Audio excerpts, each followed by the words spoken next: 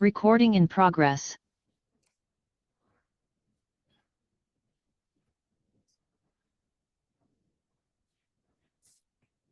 Okay, now we will start today's lecture.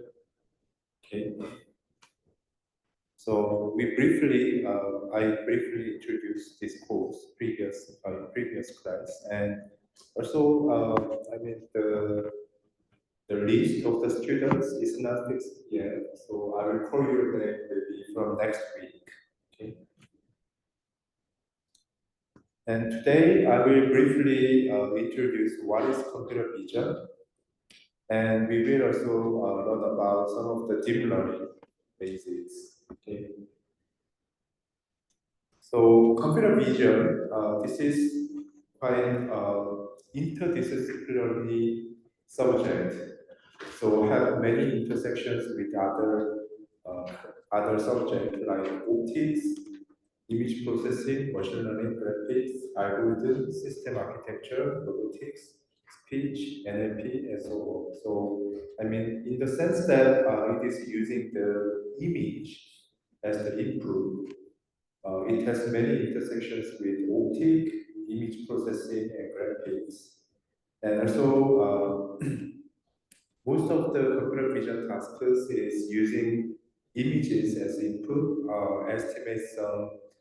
I mean, estimate something, okay, from extract some information from the image. So most of the techniques are using these machine learning techniques. And also we have to implement the algorithm in language, programming language. So it also has some intersection with some classical computer science subjects. And also, it can give some eye to the robot. So it has also some, intersection with robotics, and also it also has some relationship with other sense, like the speech and natural language processing. So nowadays, more and more research conducted for combining this kind of multimodal signals. Okay. So in the later, we will also see how computer vision techniques are combined with natural language processing nowadays. And this is also some, brief introduction for the deep learning. Okay, so maybe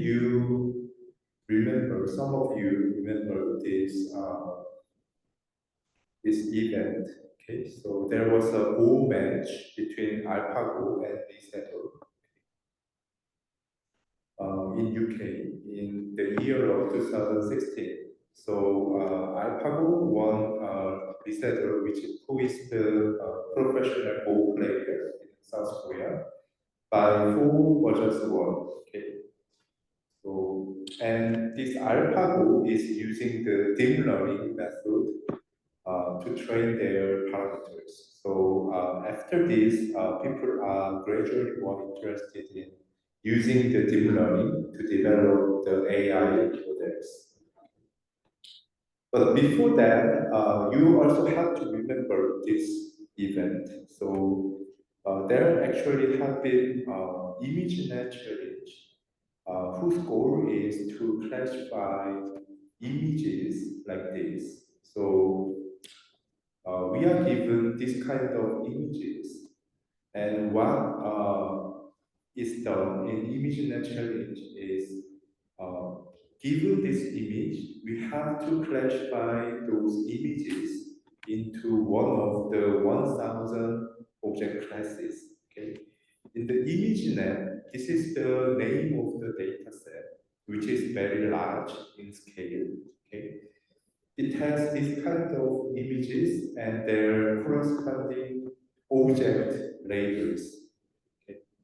And then those object labels are coming from this 1,000 list, 1,000 categories. So this ImageNet data set has 1.2 million training data, and 100,000 testing data. So this is very large in scale. And also humans label those images, into 1,000 object classes. Okay? That's the ImageNet dataset.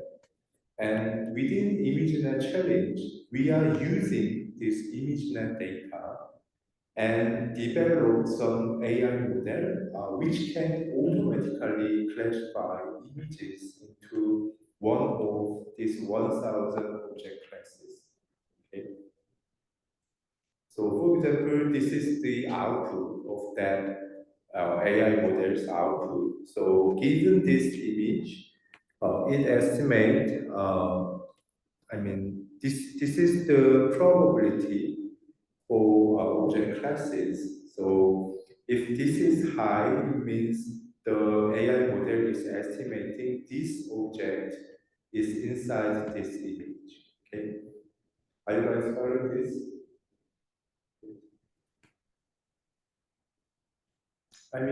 This image challenge is one of the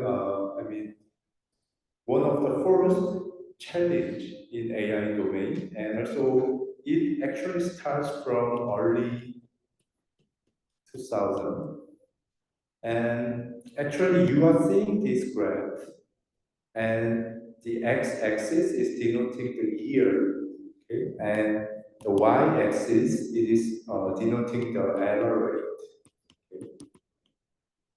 So what it means is, from early 2000, there have been image net challenge in top AI conferences, and this graph is actually recording the best algorithms error rate. From 2010 to 2017. Okay. So, for example, in the year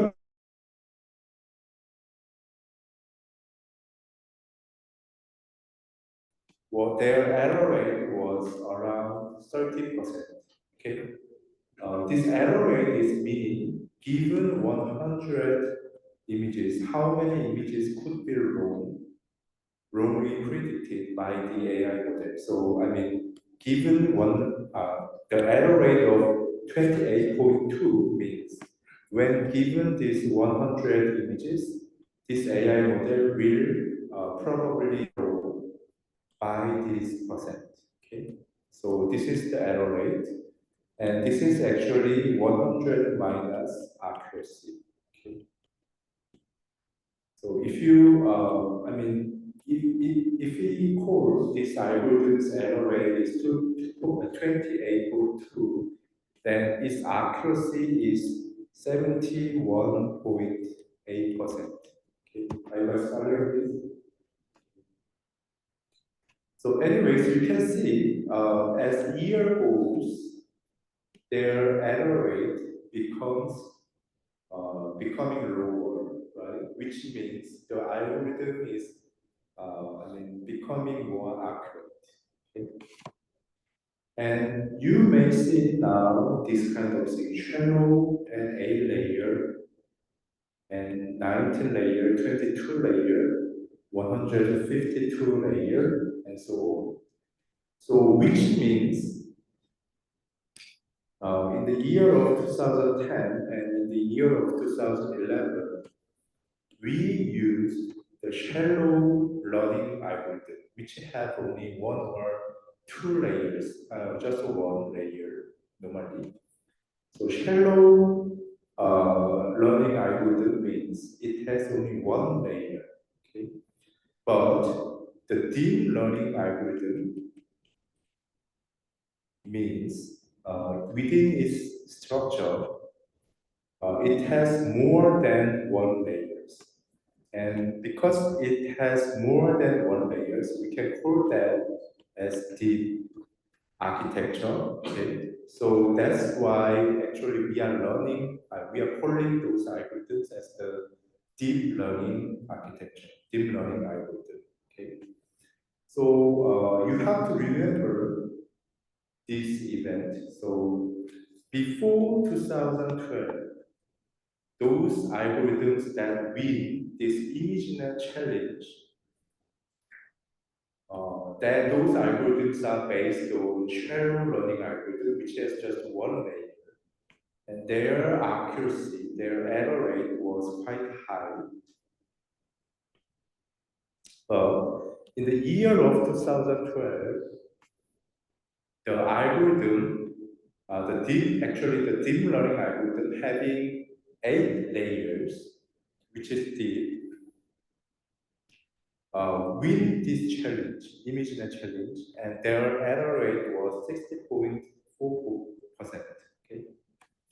So actually, there are almost 10% accuracy gap between these 2 years. Okay, but I mean, in the year of 2011, the researchers, thinking that the accuracy is almost saturated, and we cannot go further anymore. Okay, so even we develop some new algorithm, the accuracy is becoming like 2 or 3% more than this. So they think the researchers are skeptical about this.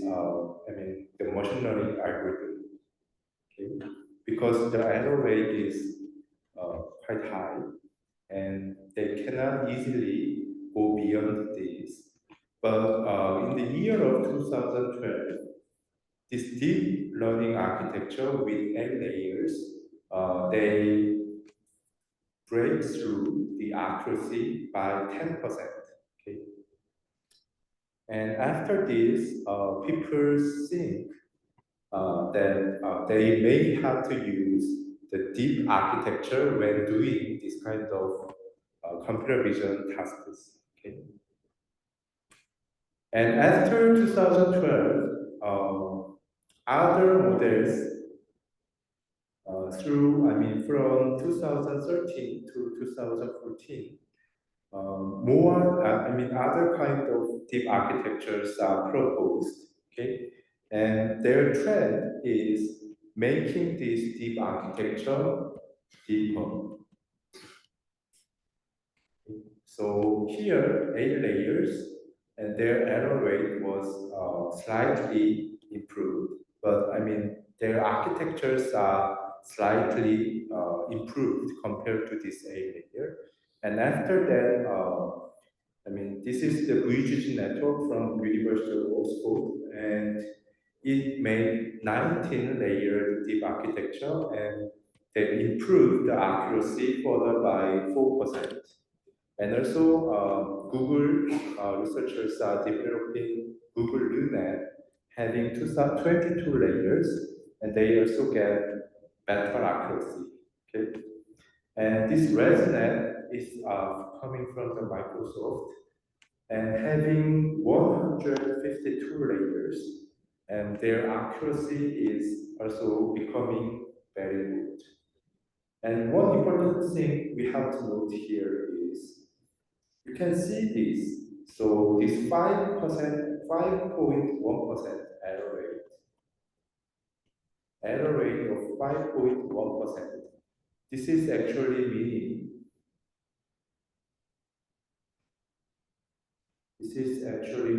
the human performance, humans performance on this ImageNet task. Okay, so when given one images, we humans are making some mistake to wrongly predict the images classes. Okay, so this is the human performance on ImageNet challenge. But in the year of 2015, the ResNet, it surpassed the ability of human in the task of the image classification. Okay. So you have to remember these two events. Okay. Actually, in the year of 2012, the architecture whose name is AlexNet is coming, and it breaks through the ImageNet challenges best performance by 10%. And after that, people are using the deep architectures. Okay. So anymore, the shallow learning algorithm is failed to win this challenge anymore. I mean, after this moment, every algorithm that wins this challenge is developed by the deep learning model. And also, in the year of 2015, it outperforms the human performance on this challenge. Okay? So this is two important events in computer vision domain. And after this event, the researchers are gradually more interested in using the deep learning in computer vision research. Okay. Are you guys following this? And I will briefly also introduce some of the computer vision applications. Okay. So as I told you, uh, the in ImageNet challenge, what we have to do is classify the images into their corresponding object. Okay? So ImageNet challenge, that's the largest scale data, okay, in this image classification task. Okay? So the primitive application in computer vision is the image classification. So given this image, we have to classify this image into the object class.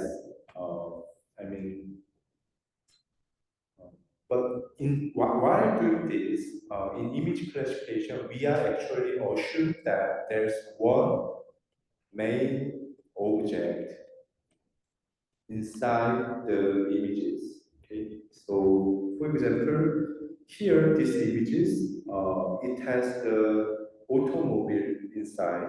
Okay, it has many other pixels than automobile, but the main object of this image would be the automobile. Okay, same for other images as well. So also here, the main object of this image is the airplane. Okay, and here, the main object is cat. Okay.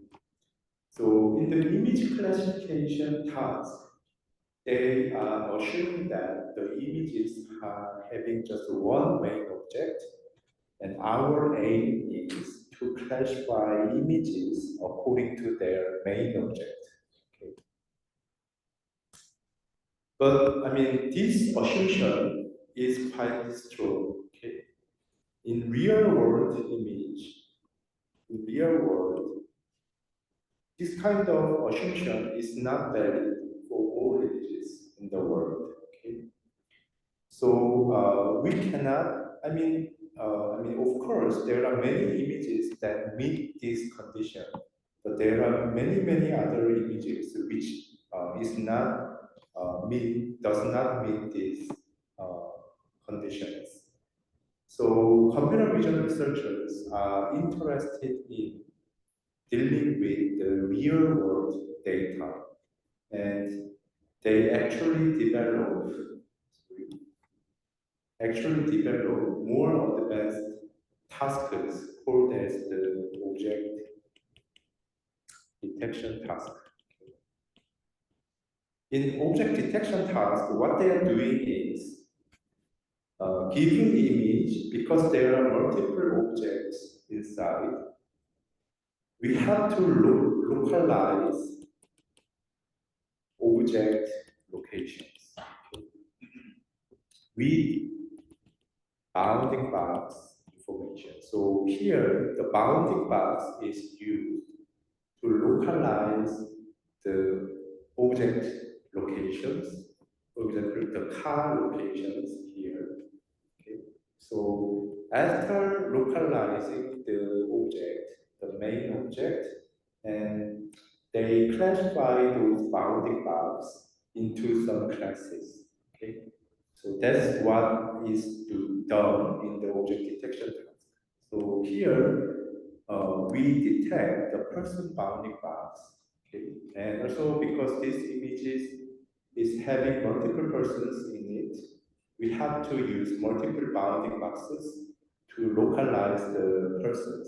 Okay. And also we use multiple bounding boxes to localize both car and persons in this image. Okay, and same for here. Okay. This is one of the important computer vision application, whose name is object detection. Okay. And another important application is semantic segmentation. Okay. So even though we can deal with multiple objects in this image, okay? But when using the bounding box representation, there's some limitation. So for example, in this bounding box, some of the pixels is not belonging to the car object. Okay. So even though we say this bounding box is having the car object, some of the pixels inside that bounding box is not belonging to that object. Okay? That's the problem in object detection task. So the semantic segmentation task, what they wanting to achieve is to solve this limitation. Okay?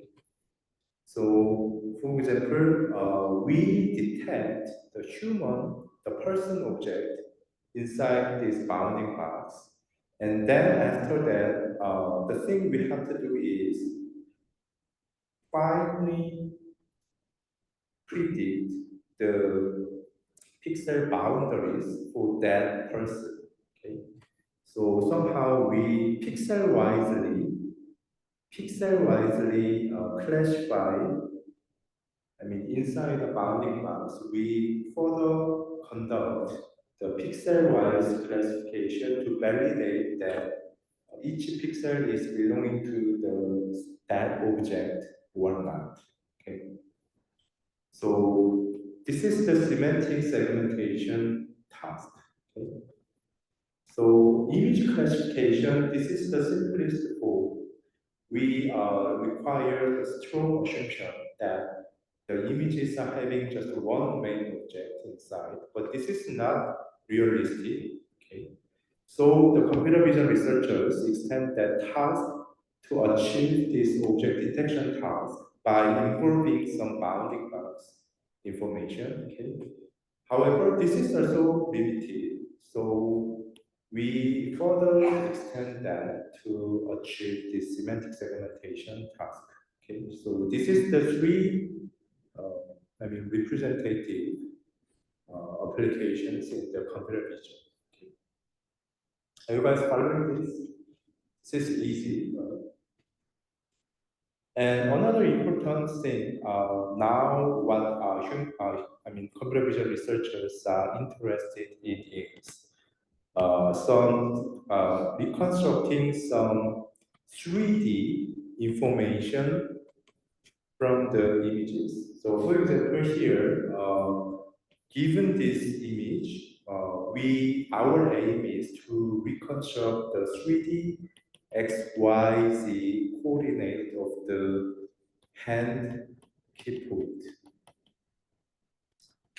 I mean, besides this hand, we also do some human key point reconstruction. Given this, we can also reconstruct the human key point.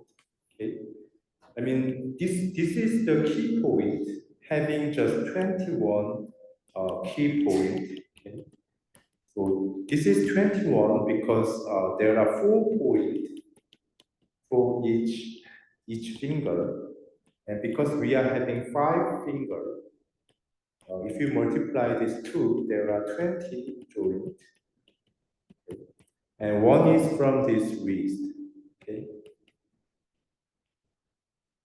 So because of this, there are 21 joints. So this kind of joint key point is predefined, and our aim is to only reconstruct their XYZ coordinate. Okay. That's the other important computer vision problem whose name is 3D pose estimation. or 3D reconstruction. So given 2D image, we extract some of the 3D information from the 2D image. That's the other important vision application. Even we are now reconstructing this kind of 3D meshes. I already said that in key point there are 21 key points, but this 3D mesh there are 778 number of vertices. Okay? So that's why this surface is looking smooth because there are a lot of vertices, so it is looking smooth. But there are discrete number of vertices. And here, human body, there are approximately 7,000 vertices only. So the deep learning algorithm nowadays estimate their XYZ coordinate, the 7,000 vertices XYZ coordinate from the 2D image. Okay? This is kind of amazing thing, but it indeed working nowadays using the deep learning algorithm. And another interesting applications of the computer vision is we can even edit images. We can even generating some images. Okay. So, for example, this is the original image having some neutral expression or this kind of characteristics, but you can change the person's emotions and making a new images, okay? Having, I mean, different emotions, given this identity person, you can generate diverse emotions.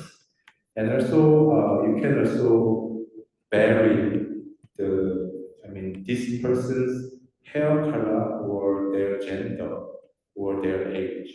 Okay? So this kind of thing is happening in the computer vision. Okay, are you guys following this?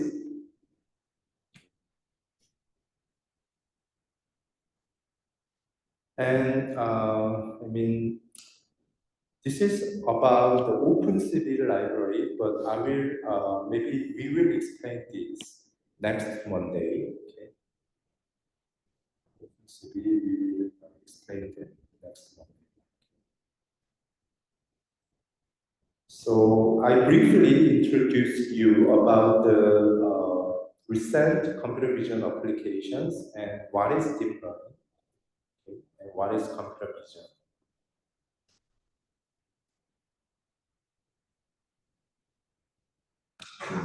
And now we will learn about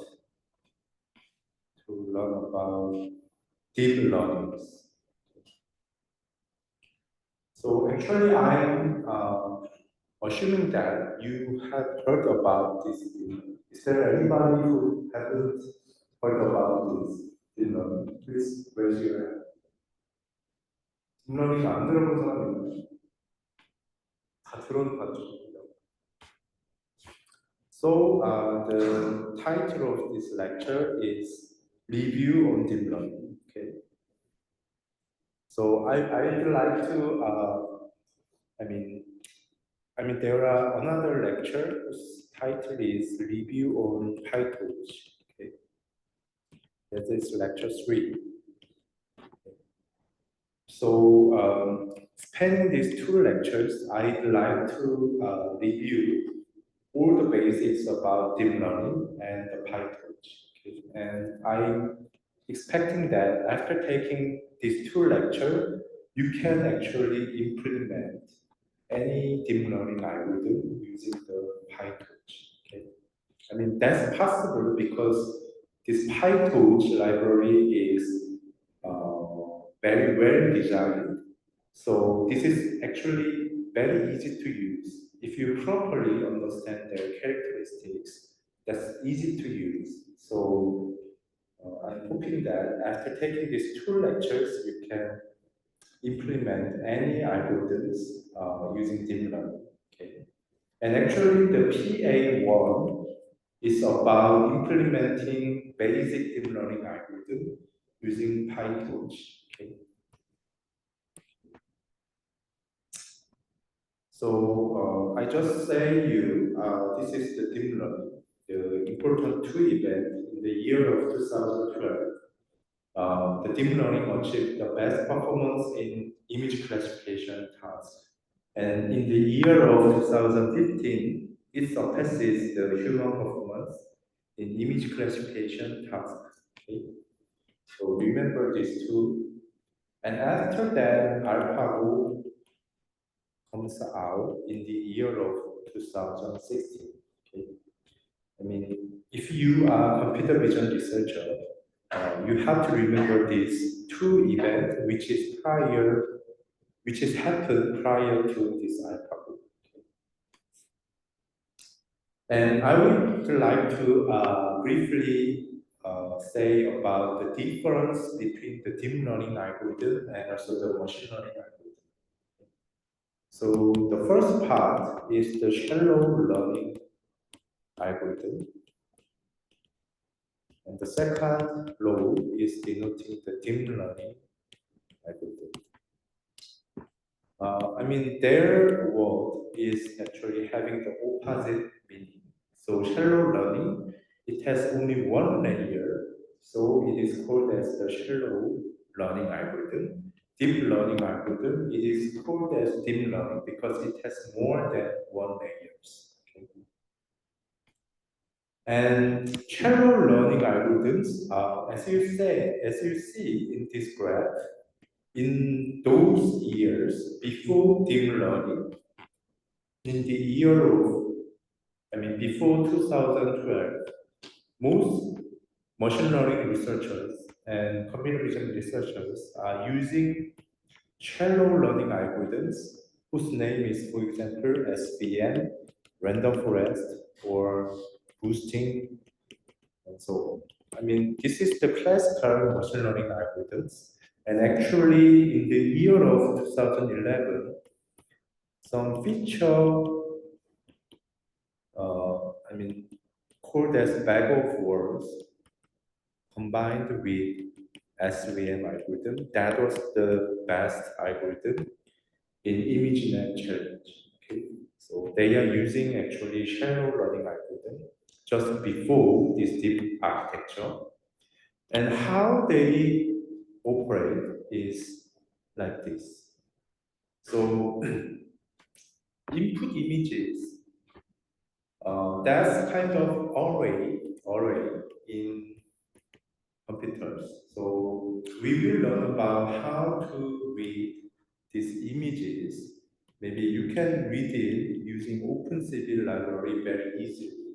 Okay? You can take just one line of code to load the image in Python. So this is becoming very easy when you use the OpenCV.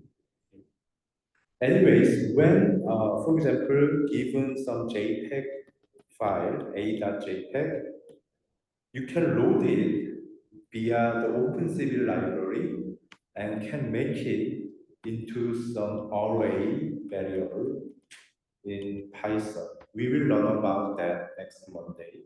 Okay? But it's actually very easy. Anyways, the images, those are arrays in programming language. Okay? So this is the width, height, and number of channels. Okay? So when you are having 224 by 224 image, and if those image is having color, is the color image, then it has to have RGB channel. So there should be 3 channels in this input image. Okay, so that's why we are denoting this dimension here. And afterwards, when inputting this input image, what we have to do is we have to extract some feature. Okay? Feature means some of the vector that describes the characteristics of the input image. So for example, let's say you are doing some face detection task and using some shallow learning algorithm for that. Then for doing this face detection, maybe the skin color might be very important feature. Okay? And yeah, maybe skin color might be very important feature. So I mean, we humans have to engineer the feature, where to extract and how to extract those features from the image. We have to engineer that and make some vector. Okay, so whose name is actually feature vector. We have to define it by ourselves. And then some of the shallow learning architectures are coming after that and actually map this feature into some outputs. For example, face or non-face. Okay. So this was what was happened in the shallow learning algorithm. Okay.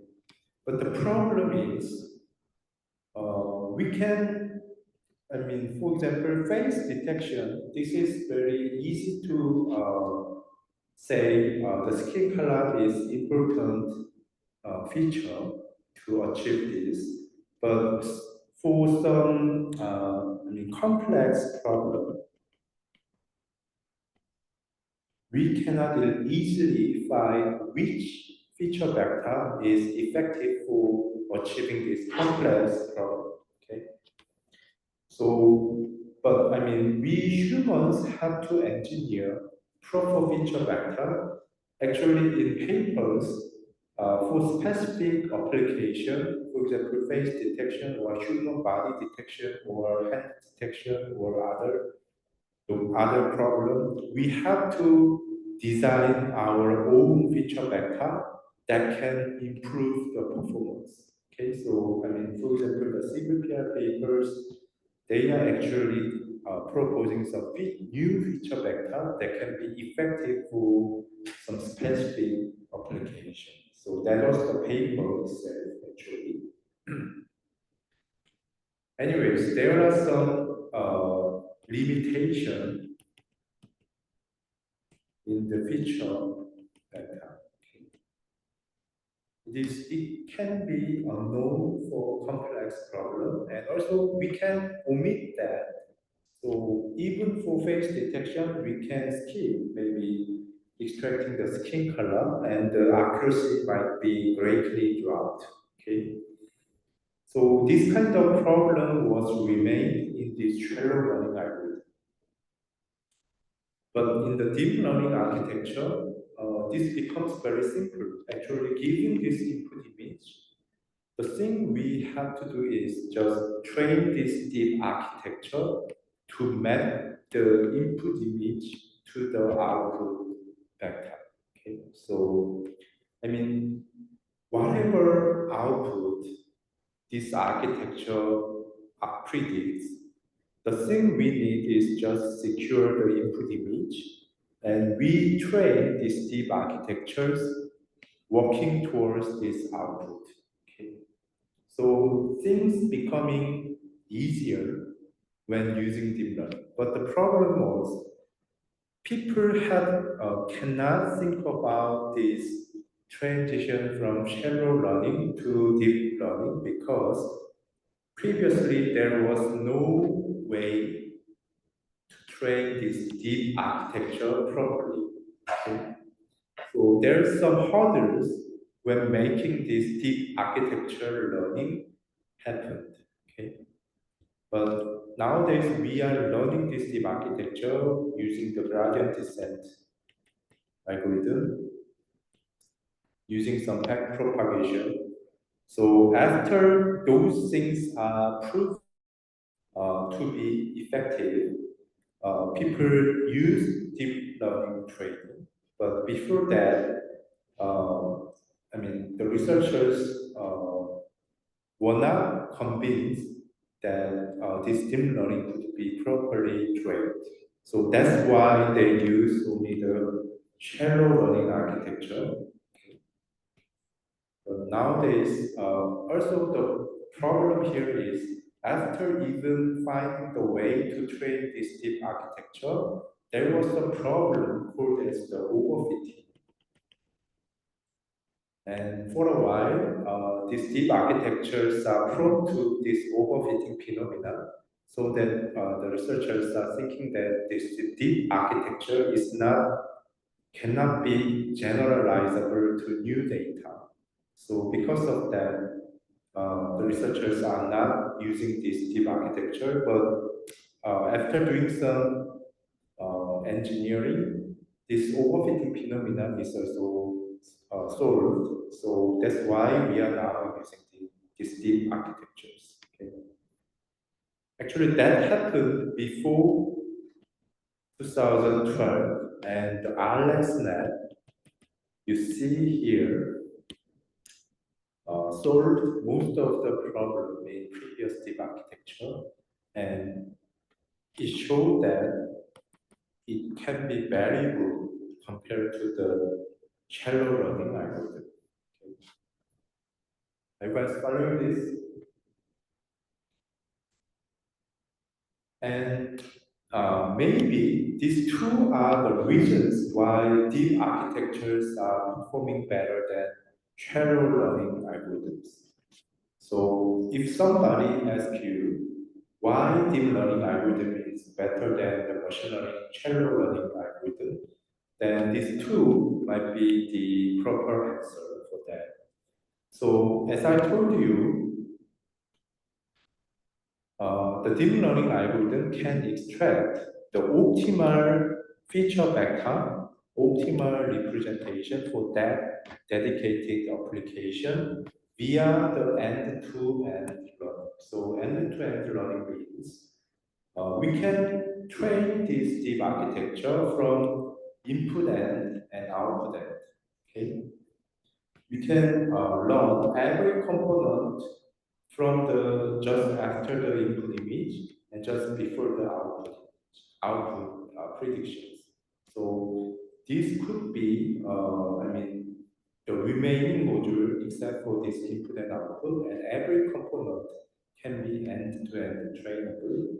So this representation can be optimally trained for each output. Okay, so I mean, we can say the representation that's optimal for the output. Okay. But I mean, machine learning algorithm, we need to design some of the dedicated representation by ourselves for each task. Okay, if the algorithm is applied for different tasks, then we have to redesign the feature vector again. Okay, so that's very inefficient. Okay, and also suboptimal. Okay. And another important thing is um, the deep learning can represent the non-linearity. So, I mean, linearity,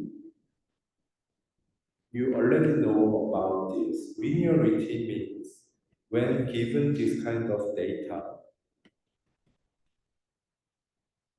if you can make a straight line that can divide this data, then we call this as the linear case.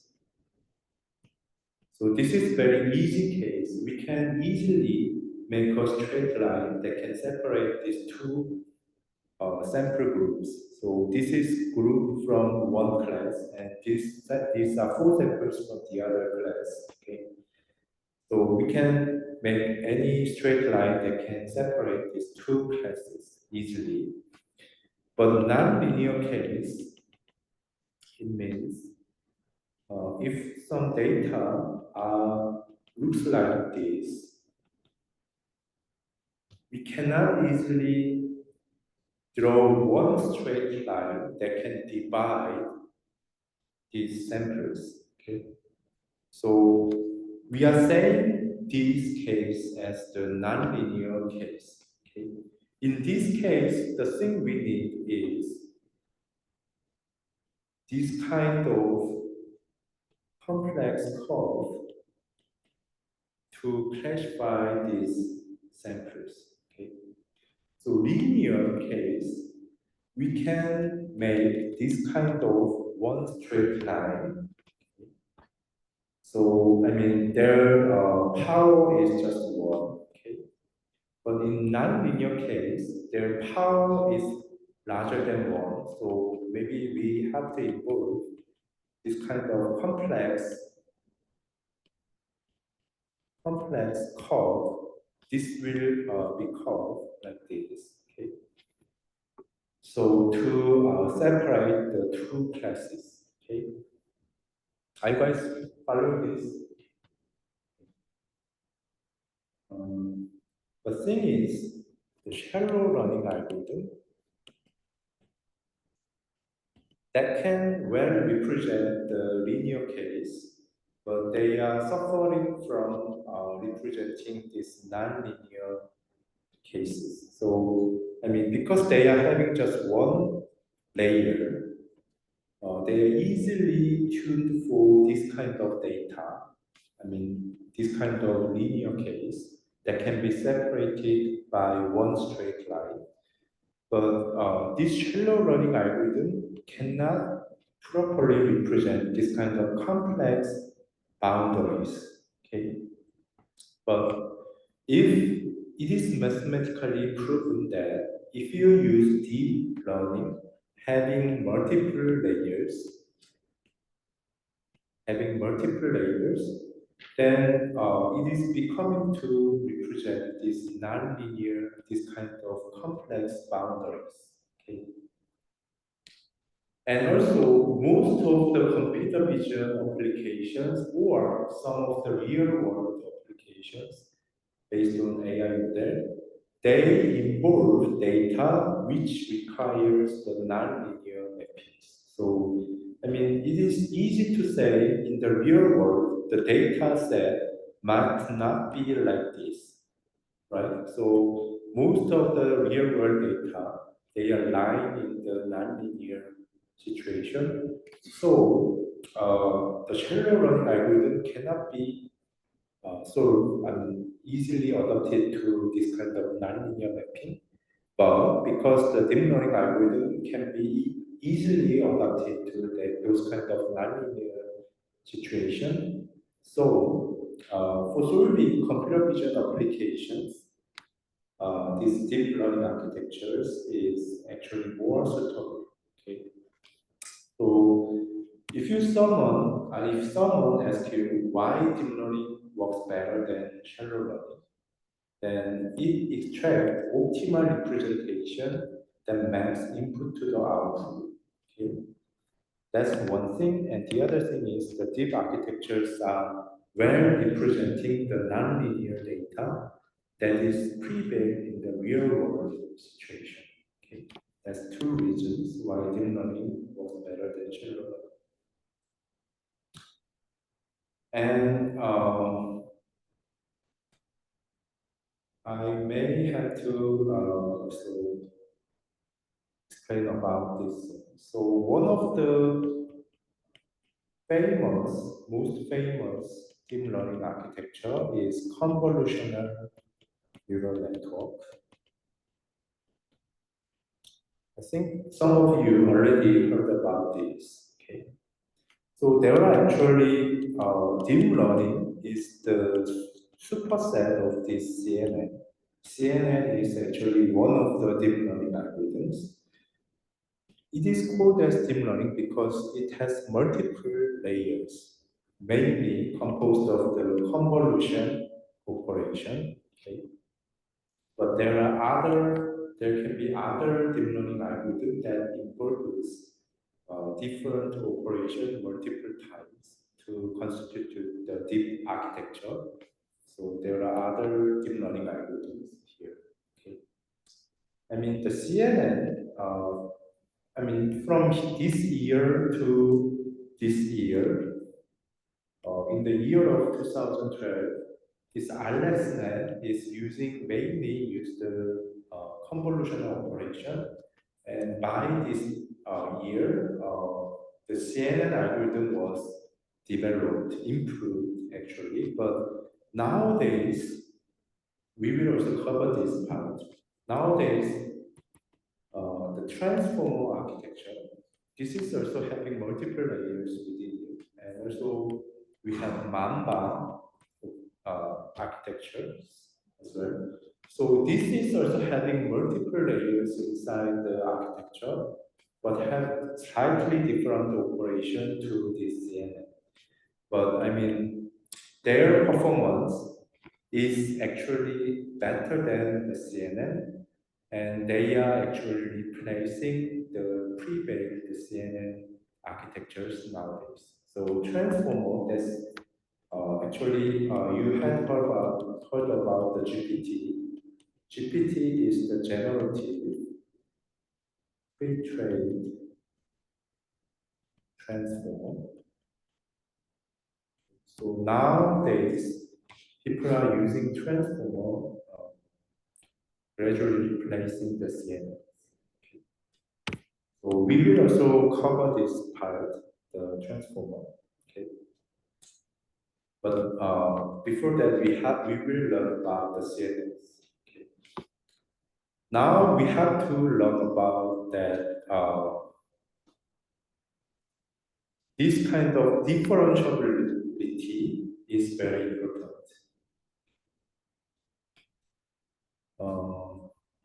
This means we can calculate the gradient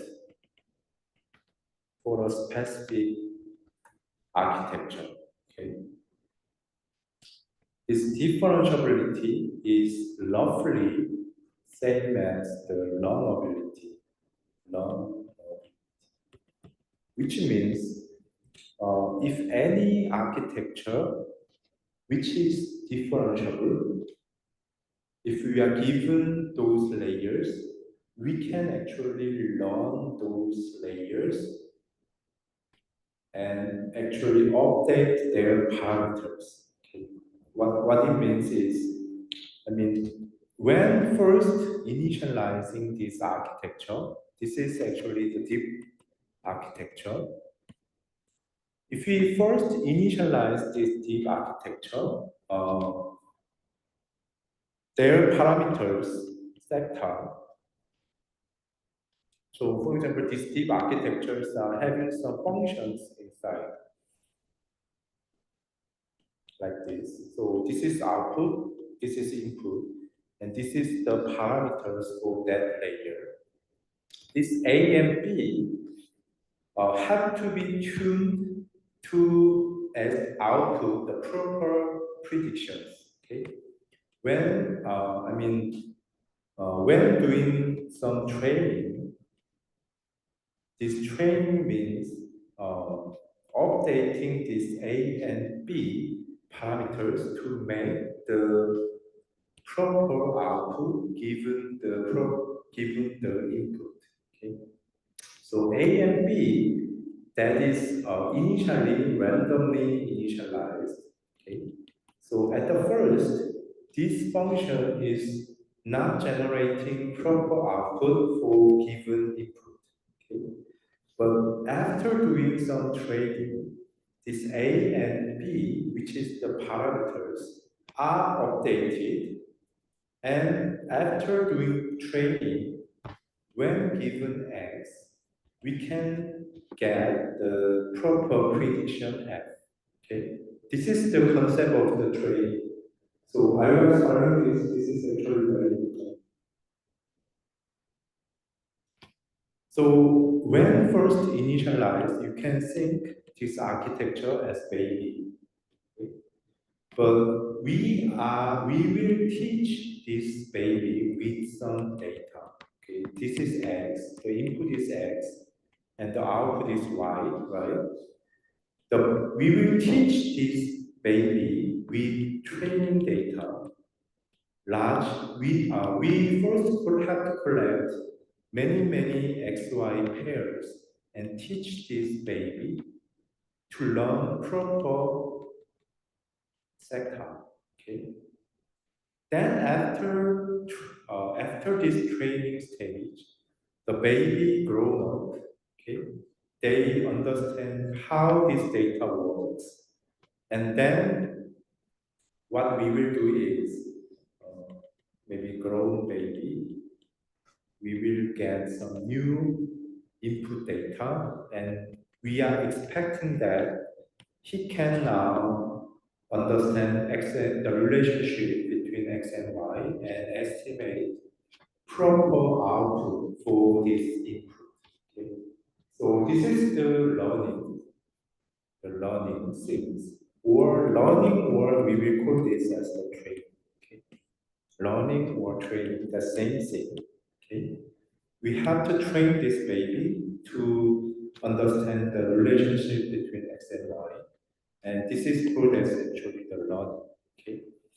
But the important thing is we can train any architecture which is differentiable. Okay?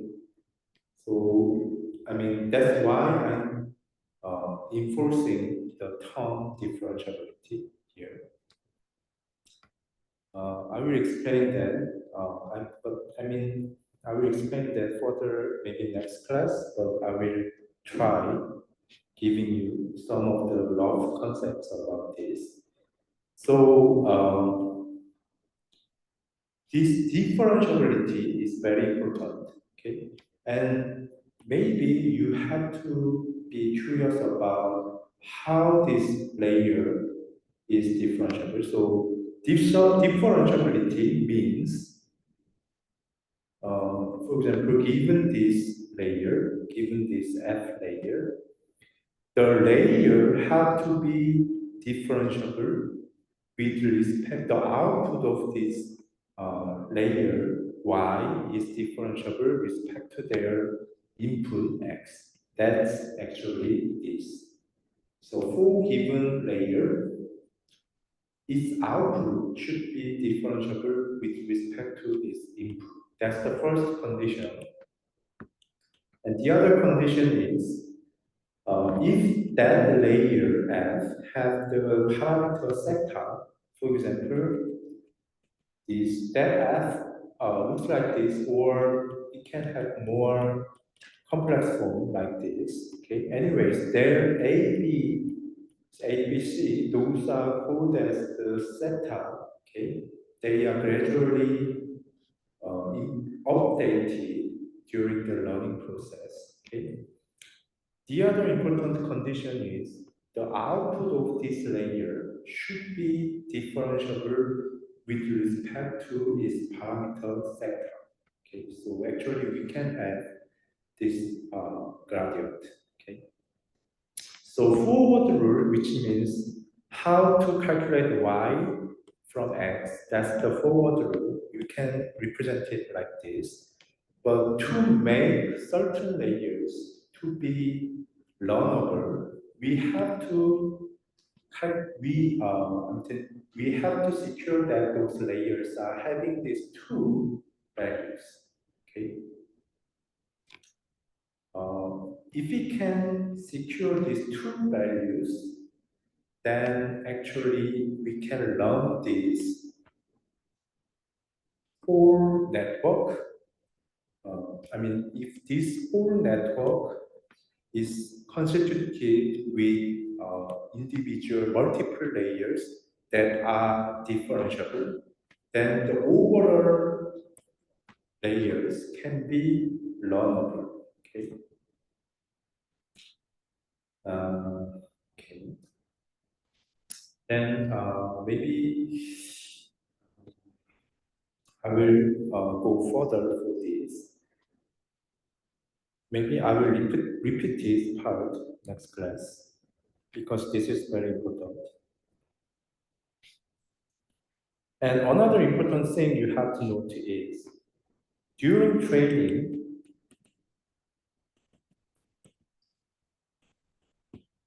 we learn parameter sector for all layers, and we actually define the rules L.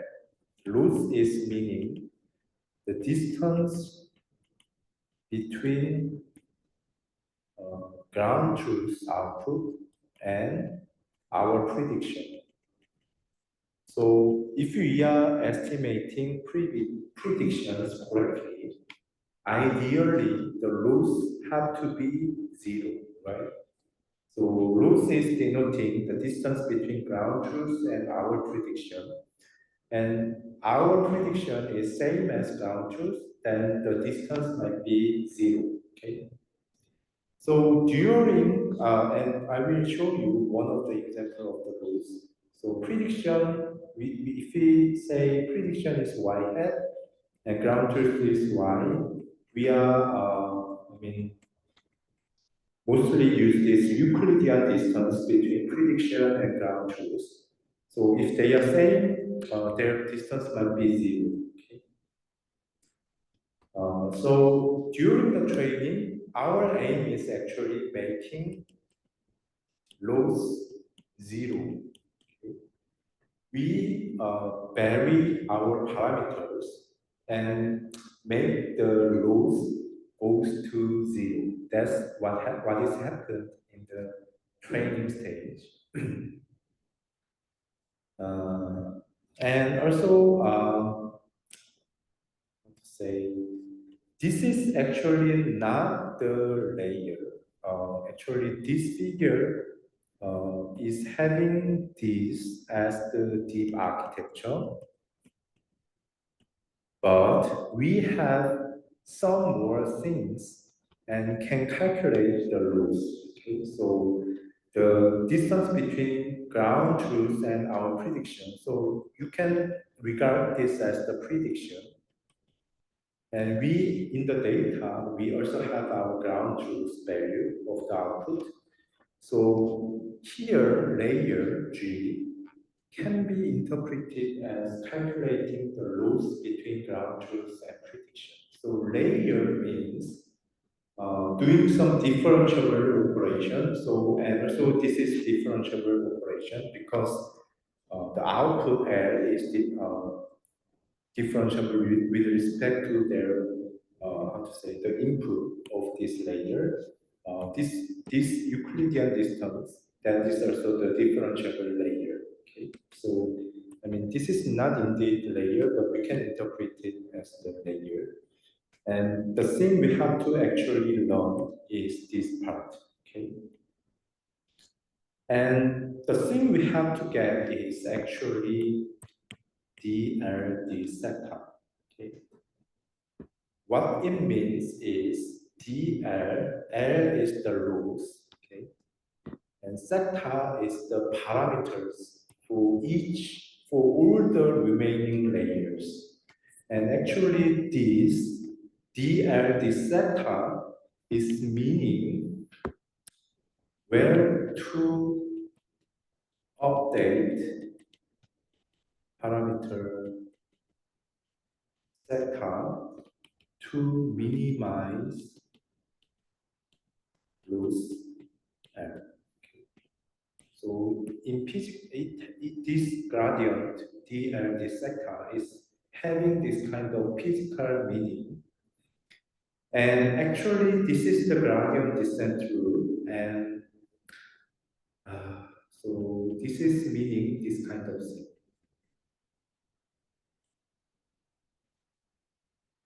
So this is some small scalar value, for example, this kind of scalar value. And this is meaning the direction of, where to update parameter sector to minimize the loss.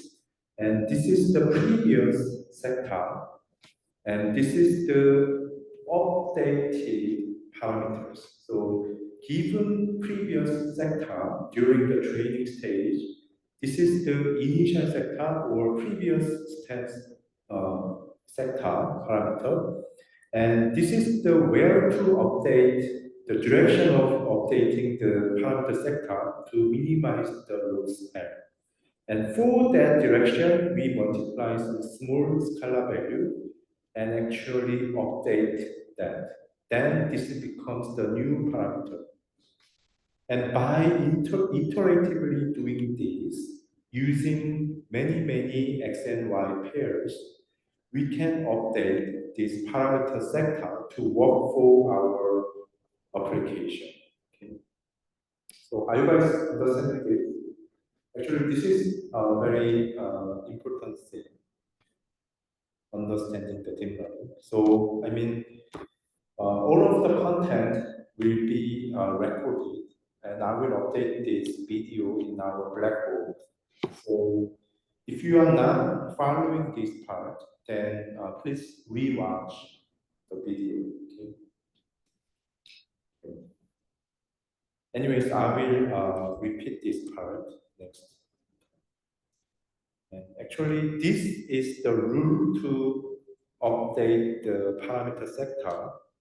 Okay. This is actually the way to learn our layers, okay, their parameters. Okay. And to achieve this, each layer have to have this two gradient. Okay. So that's why I'm telling them if each layer having this two gradient, then they can be multiplied by the chain rule to get this DL sector for entire network. And we can update the entire network using this simple gradient update rule. Okay. Anyways, I will repeat this part next class. Okay. So today class I will finish here. Okay. Thank you. See you next week.